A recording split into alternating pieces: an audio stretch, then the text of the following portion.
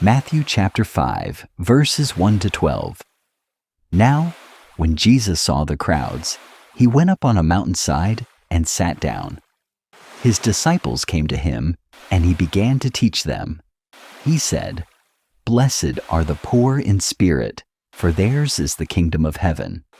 Blessed are those who mourn, for they will be comforted. Blessed are the meek, for they will inherit the earth. Blessed are those who hunger and thirst for righteousness, for they will be filled. Blessed are the merciful, for they will be shown mercy. Blessed are the pure in heart, for they will see God. Blessed are the peacemakers, for they will be called children of God. Blessed are those who are persecuted because of righteousness, for theirs is the kingdom of heaven. Blessed are you when people insult you, persecute you, and falsely say all kinds of evil against you because of me. Rejoice and be glad, because great is your reward in heaven. For in the same way, they persecuted the prophets who were before you." Master, I have been thinking about the words you spoke today. You said, "Blessed are the poor in spirit." It makes me wonder, do I need to lose all my money or become physically poor to enter the kingdom of heaven? No, my dear friend. Do not worry. I am not talking about money or material things right now. To be poor in spirit means something deeper inside your heart. It means you realize that your soul needs me. It means looking inside yourself and saying, "Lord, I cannot do this alone. Without you, I am empty." So, it is not about what I have in my hands, but what I feel in my heart. Exactly. Think of a small child. A child cannot buy food, find a home, or protect himself. He depends completely on his parents for everything. To be poor in spirit is to be like that child with God. It is having a deep hunger to know me, knowing that you cannot fix your life with your own power. Oh, I think I understand. It is about being truly humble before God. Yes. Do you remember what I spoke to you long ago through the prophet Isaiah? I said, "This is the one I look to with favor, he who is humble and contrite in spirit." I have always loved the humble heart. When a person is full of pride, their heart is like a cup that is already full of water. I cannot pour my love into it. But when you admit you are weak, you become like an empty cup. You open your heart, and then I can fill you with my peace and my strength. Wow. So when I feel spiritually empty, it is actually an opportunity for you to fill me. Yes, my friend. That is why the kingdom of heaven belongs to them. Because when you stop trusting in your own power, you start trusting in me. And that is where my kingdom begins in your life. Master, your next words are also difficult for me to understand. You said, "Blessed are those who mourn, for they will be comforted." How can someone be blessed or happy when they are crying? Life can be so full of pain and sadness. I know, my friend. I see your heart, and I know the pain that human beings carry. When I say, "Blessed are those who mourn," I am not saying that sadness itself is good. I am saying that your tears are not invisible to me. I am your source of comfort, and I am right here. But sometimes the pain feels too heavy, Lord. It feels like a dark room with no windows. When you cry, you open a door in your heart that pride usually keeps closed. Sadness reminds you that this world is broken and that you need comfort. Do you remember what the psalmist wrote long ago? He said, "The Lord heals the brokenhearted and binds up their wounds." I do not look away from your pain. I come closer to you when you hurt. So crying is not a sign of being weak before God? No, not at all. Crying means your heart is alive. Think of a dry, hard desert. It needs rain to soften the ground so flowers can grow. Your tears are like that rain. They soften your heart so my love can enter and change you. I am the only one who can truly heal those deep wounds. So even in my saddest moments, I can find hope because you are with me? Exactly. My comfort is not like the comfort of this world, which is short and temporary. My comfort is a deep peace that stays inside you. Remember, weeping may last for a night, but joy comes in the morning. Trust me with your tears, and I will fill your heart with my joy. Master, what about the next words? You said, "Blessed are the meek." In this world, people think that if you are meek or gentle, you are weak. Everyone wants to be strong, powerful, and fight for their rights. If we are meek, won't people step on us? My friend, the world has a wrong definition of strength. The world thinks strength is about control, anger, and shouting. But true meekness, being meek, is not weakness. It is power under control. It is having a strong horse that chooses to obey a gentle pull on the reins. Power under control. How does that look in my heart, Lord? It means your heart is quiet and at peace because you trust in God. You do not need to fight everyone or get revenge when people hurt you. Do you remember what was written in the scriptures long ago? The psalmist said, "The meek will inherit the land and enjoy peace and prosperity." So, a meek person is strong because they let God defend them? Yes, exactly. Think of a big storm. The trees that are stiff and rigid often break when the wind blows hard. But the grass and the flexible plants bend with the wind, and they survive the storm. When you are meek, you bend before God's will. You do not fight His plan. And that is why they will inherit the earth? Yes. Proud people spend their lives fighting to get things, but they never have true peace. The meek do not have to fight, because they know their Father in heaven owns everything, and He will take care of them. They inherit the earth because they possess the greatest treasure, a peaceful heart. Master, today I saw an injustice in the streets, and it made me feel angry. I wanted to fight and fix it myself. Then I remembered your words. Blessed are those who hunger and thirst for righteousness. How can we stay peaceful when we see so many wrong things in this world? My friend, it is good to love what is right. But there is a difference between wanting God's justice and wanting your own revenge. When you try to fight with anger, your heart becomes bitter, like drinking dirty water. It is true, Lord. When I am angry, I feel a dry emptiness inside.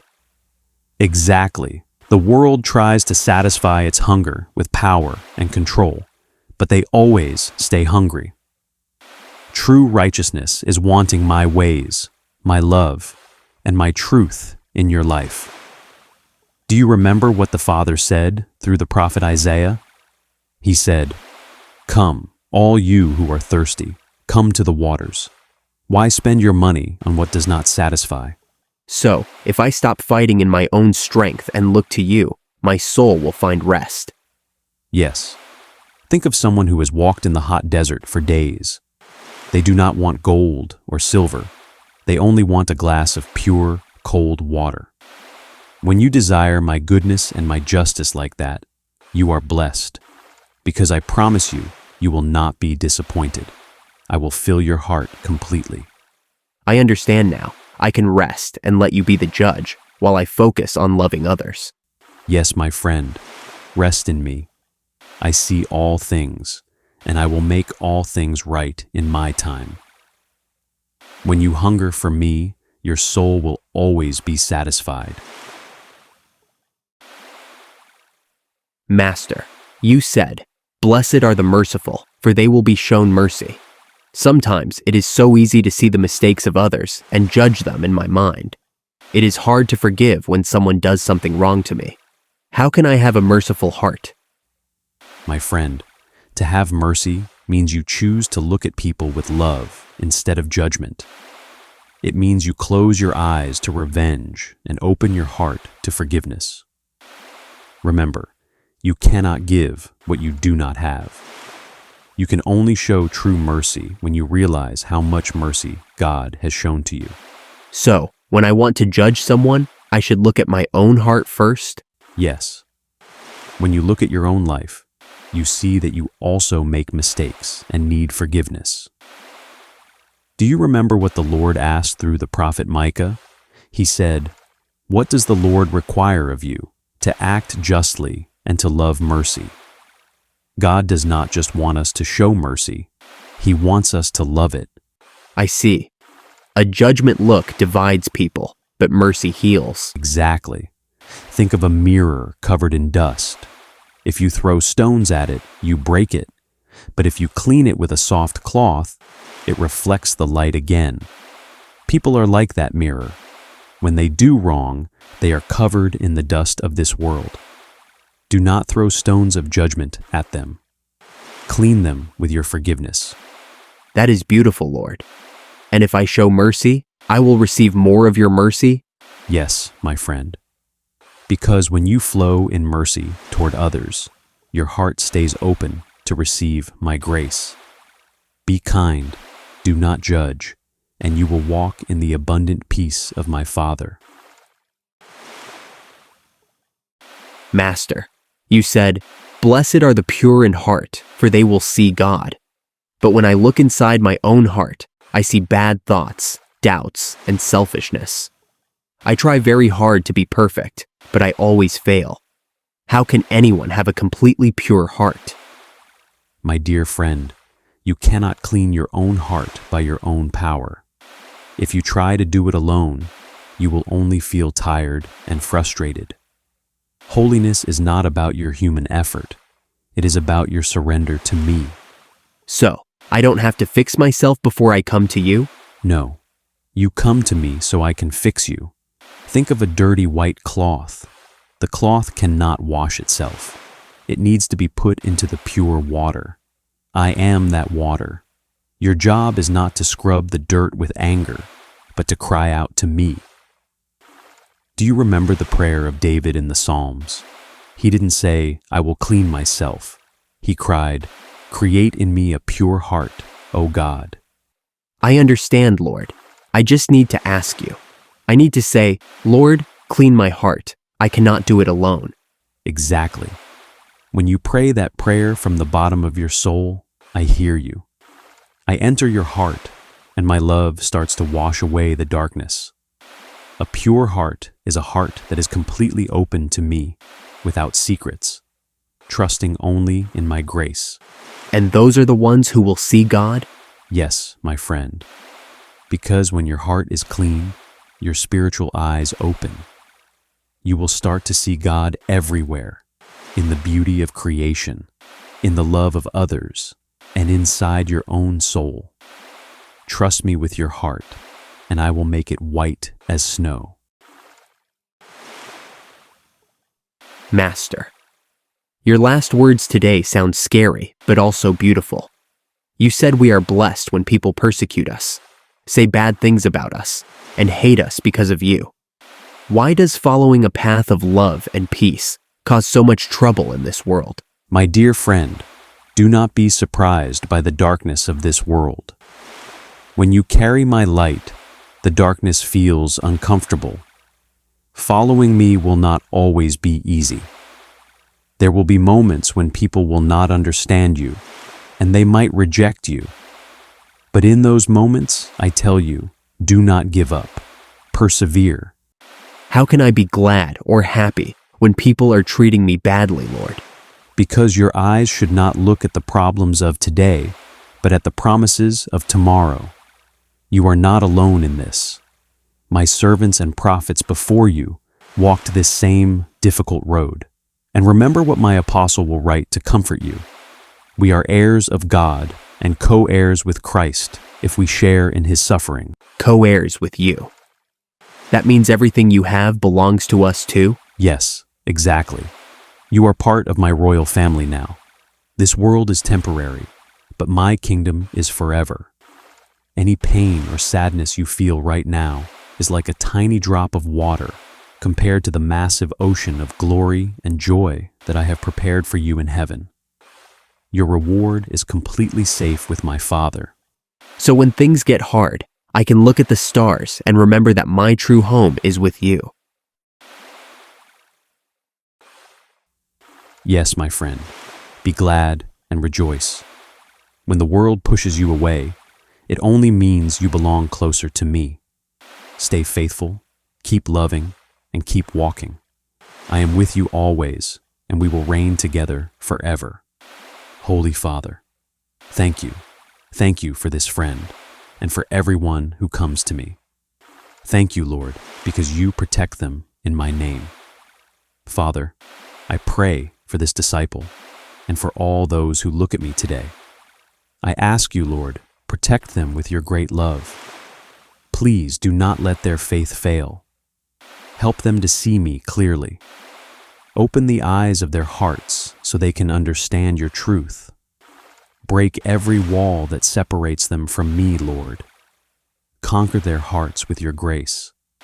Thank you, Father, because I declare today that they are good soil. Your word will live inside them forever. Keep them in perfect peace. Because they are walking in the truth, I reminded them today, Father. I am the way, the truth, and the life. No one comes to the Father except through me. Thank you for each one of these little ones. It makes you happy to love them. To you belongs the kingdom, the power, and the glory forever and ever. Amen.